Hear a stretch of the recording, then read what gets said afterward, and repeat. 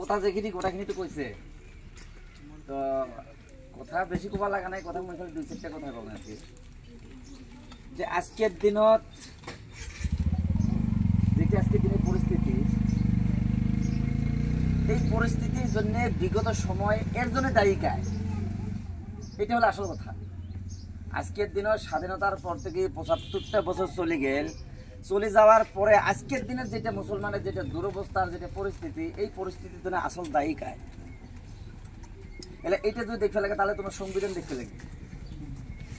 ভারত স্বাধীন হয়েছে আজ ৭৫ বছরের ভিতরত 10 বছর আছে বিজেপি সরকার 3 বছর আছে জনতা ইউনাইটেড দল আর বাকি ৬৩টা বছর বাকি ৬২টা বছর ভারতের জাতীয় কংগ্রেস কিন্তু আমাকে শাসন করছে একটা দুইটা দিন না একটা দীর্ঘকালীন একটা সময় ভারতীয় জাতীয় কংগ্রেস আমাকে যে সময় শাসন করছে শাসন করার পরে ১৯৯২ সনত প্রথম বাবরি মসজিদ ধ্বংস আজকে কংগ্রেসের দিনত ১৯৮৩ সনত নীলির গন্ডগাল ওই সময় শাসন কেন্দ্র তো কংগ্রেস আছে আর আসামত ওই কংগ্রেস সরকারে আছে ১৯৯২ সন ২০১৪ সনত বিটিএডির গন্ডগোল ২০১২ সনের বিটিএডি গন্ডগোল ওই সময় সেন্ট্রালে তো কংগ্রেস সরকার আছে স্টেটে তো কংগ্রেস সরকার আছে আর আজকের দিনত আমার এই যে মুসলমানের যেটা পরিস্থিতি প্রথম পরিস্থিতি হল মাটি বাড়ি ভাঙা ইলেকশন যেটা বাড়ি ঘর ভাঙা আজকে প্রচুর পাতার পানি যতখানি ভরসা আছে আমরা মুসলমান গিলার বাড়ি ঘরত যে থাকি মানে ওই টুক পানি যতখানি ভরসা আছে যে কোনো মুহূর্তে বাড়ি ঘর উচ্ছেদ হবে এই ভরসা কিন্তু আমার নাই আজকে শিক্ষা দীক্ষার ক্ষেত্ৰত বিগত ৭০ বছরের পরত আমার মুসলমান মানুষের ভিতর তেমন বড় বড় ডাক্তার আছিল তেমন বড় বড় ইঞ্জিনিয়ার আছিল আইএস অফিসার আছিল আইপিএস অফিসার কিছু না আছিল কিন্তু আজকের দিনের ভিতরত আপনি গোয়ালপাড়া মেডিকেল কলেজে যান যা যে মেডিকেল কলেজ মুসলমান বড় বড় ডাক্তারগুলো দেখবেন না নিজের অন্তরটা খুলে উঠেছে হাইরে আজকে এইগুলো জায়গার ভিতরে আমার মুসলমান কত কত ছাওয়া যে ডাক্তার হয়ে আছে তুমি আজমল কলেজে যেগুলো যাবেন যে দেখবেন ওতে প্রায় আজমলে বিগত প্রায় ৪টা বছরের ভিতর ৮০০ চাইতে বেশি ছাওয়া ডাক্তার এবং ডাক্তার বানাইছে ৩৫০ চাইতে বেশি ছাওয়া কিন্তু ইঞ্জিনিয়ার বানাইছে ১৩৮ জন ছাওয়া আইপিএস অফিসার বানাইছে কইছে আইপিএস অফিসার গেলে এমন বড় অফিসার যেমন আপনার ডেপুটি কমিশনার মানে যেমন ডিসি হ্যাঁ যেমন আইএস অফিসার একটা হল তোমার ওই যে এসপি তারপর ডিআইজি এরকম বড় বড় যেগুলো অফিসার এই অফিসার গুলো কিন্তু মৌলানা বদরুদ্দিন আজমল সাহেবের মনোযোগ পরেই কিন্তু ছাওয়াগুলো হয়ে আছে আজকের দিনে আমার ভূমির সমস্যা বিগত দিনত এতদিন কংগ্রেস সরকার স্টেট ও সেন্ট্রালত বসে থাকার পরেও মুসলমানের ভোট গিলে নিজে এতদিন রাজত্ব করে দীর্ঘকালীন সময়টা একটা মুসলমানের যদি আমরা চাইল হয় যে আধা বিঘে করে এই মাটি এই মুসলমান গিলা আধা বিঘে পার মানুষ প্রত্যেক আধা বিঘে করে মাটি দেয় তাহলে আজকের দিনত আমরা এই মুসলমান গিলের বাড়ি নোটিশ না আসিল হয় আজকের দিনত আমার মুসলমান গিলের বাড়ি না ভাঙিল হয় আজকে শিক্ষার ক্ষেত্রে যে বিগত দিনত যেটা ডেভেলপ হয় নাই আজকের দিনে ডেভেলপ হয়েছে ওই সময় যদি কংগ্রেস সরকারে যদি আমার প্রতি একটা ভালো নজর দেখিল তাহলে আজকের দিনে তো সারা ভারতবর্ষের বিভিন্ন ডিপার্টমেন্টের আমার মানুষ জড়িত হয়ে থাকে মৌলানা বদরুদ্দিন আজমলের ভোটটা কিও দিবে লাগে আমরা একটা খুব গহীনভাবে চিন্তা করো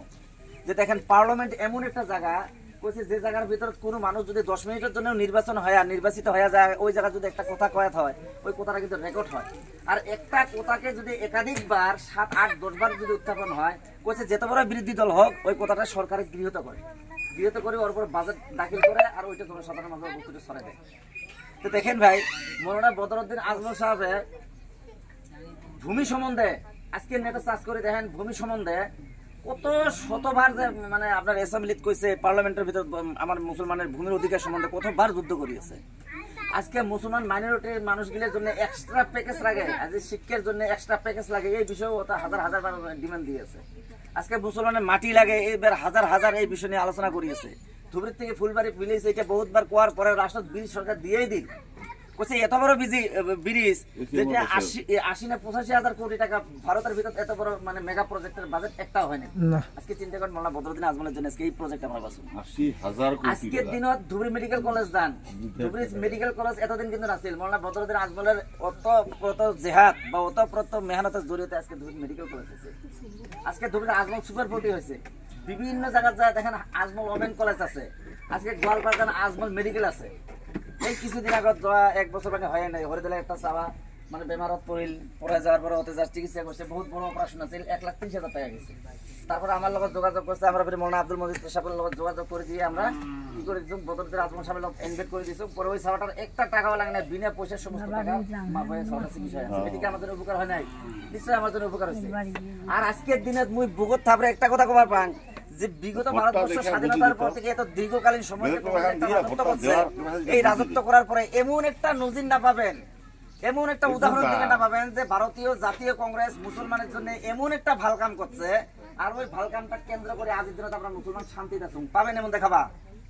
কোনো মানুষে না পায়। যদি আজকের দিনে তো ওই কথাটা দেখাবায় কবা পায়, মুই আজকের দিনে এই মাত্র এটাই কংগ্রেসে জয়েন করি। আজকে মাটির থেকে মুসলমানের বিরত রাখছে, শিক্ষার থেকে বিরত রাখছে, রাজনীতির অধিকার থেকে বিরত রাখছে, ধর্মিক নানান ধরনের সমস্যা কংগ্রেস সৃষ্টি করছে। এনআরসির সমস্যাটা দ্বিগুণ বাড়াই দিচ্ছে। 48 লাখ মহিলা মানুষের কংগ্রেস সরকার থেকে মানে যে সময় এই কংগ্রেসের গাইডলাইন্সটা বের করেছে, আপনার এনআরসি যেটা গাইডলাইন্সটা যেটা তৈরি করছে, ওই গাইডলাইন্স অনুপাতে 48 লাখ মহিলা আর 14 লাখ আপনার পুরুষ মানুষ, এই কটা মানুষ আজকে বহিরাগত আজকে এনআরসি থেকে বাদ পড়ে গেল হয়। আজকে একমাত্র ইউডিএফ এটা নিয়ে দুজন মানুষের দ্বারা কেস করে ওইটা ফাটে নিয়ে আসার পরে হ্যাঁ আমার মহিলা মা বোন গুলো আমার নাম আজকে এনআরসি সন্নিবিষ্ট হয়েছে। আজকে কংগ্রেস আমাকে মাটি দেয় নাই। আজকে দেখেন আজকে বিপিএল যেটা ঘর, বিপিএল ঘর সম্বন্ধে বহুত দিন আগত আমরা কিন্তু একটা দল ডিসির লোক যোগাযোগ করছিলাম, কইছে যে এই যে বিপিএল ঘর আজকে যেটা আমরা আইএই ঘর যেটা আমরা পাই আসুন, এই ঘরটা আজই স্যাংশন না হয়। এটা 83 সনত ইন্দিরা গান্ধী এক জায়গায় ভোটার মিটিং করবে গেছিল, যাওয়ার পরে ঝরিয়েছে, পরে দৌড়ি একবার সিন্দাইছে, সেন্দে দেখে ঘরটা হল ভাঙা, এলা মাঝে ঝপঝপে পানি পড়ে। ওই লোকালক ওই জায়গাটা দেখছে যে না আজের থেকে গরিব মানুষগুলোর জন্য একটা প্রধানমন্ত্রী আবাস যোজনা একটা কি করা হবে। বলছে ওই আবাস যোজনা 1983 সনের থেকে শুরু করি 2012 সন পর্যন্ত এগুলো ঘর কিন্তু তরল লিস্টর নাম আছে, বা আমার বাপ মা বা আমার যেগুলো পূর্ববর্তী জেনারেশন ওগুলো কিন্তু লিস্টর নাম আছে যে মানুষগুলো ঘর পাইছে। বাস্তবত কোনো একজন মানুষের ঘর পায় নাই। মৌলানা বদরুদ্দিন আজমল সাহেব যেই মতো পার্লামেন্টে যা কইছে যে মুসলমানের এত ঘর এই ভারত স্বাধীনতার পর থেকে 1983 সন থেকে আজ অব্দি যেতগুলো মুসলমান মানুষ ঘর পাইছে বা যেতগুলো মানে বিপিএল আইপি প্রধানমন্ত্রী আবাস যোজনা পাইছে, এই ঘরগুলো গেল কি তারপরে আর ওগুলা বাবা নাই, গোটা ঘরগুলি স্যাংশন করে দিচ্ছে। আজকের দিনে যেটা ডিফেন্সের চাকরি, আর্মির চাকরি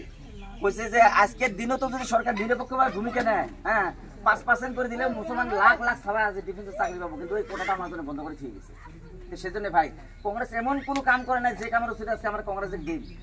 আজকে রকিবুল হোসেনের চরিত্র দেখেন, 15টা বছর মন্ত্রী আছে, সরকার ইমের আছে, স্টেটত আছে, সেন্ট্রালত আছে, কিন্তু ওই সময় রকিবুল হোসেনের মুসলমানের জন্য কোনো একটা কাম করে নাই, নজির নাই। কথা সত্য কথা বলা লাগতো,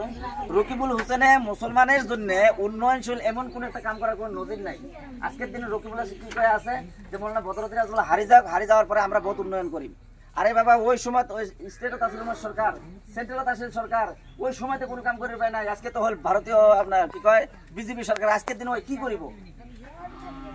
আজকের দিন কি করিব? মৌলানা বদরুদ্দিন আজমল যদি চালানি মাস হচ্ছে ডাবল চালানি মাস হল রকিবুল। গতিকে ভাই কংগ্রেস সরকার মুসলমানের যেখানে বিশ্বাসঘাতকতা করছে, আজ থেকে কোনো একটা দল অতটুকু বিশ্বাসঘাতকতা করেনি। গতিকে আগন্তুক যেটা 7 তারিখ আছে আমার সামনে, এই 7 তারিখত নিজের বিবেচনাটা নিজের বিবেকে প্রশ্ন করো।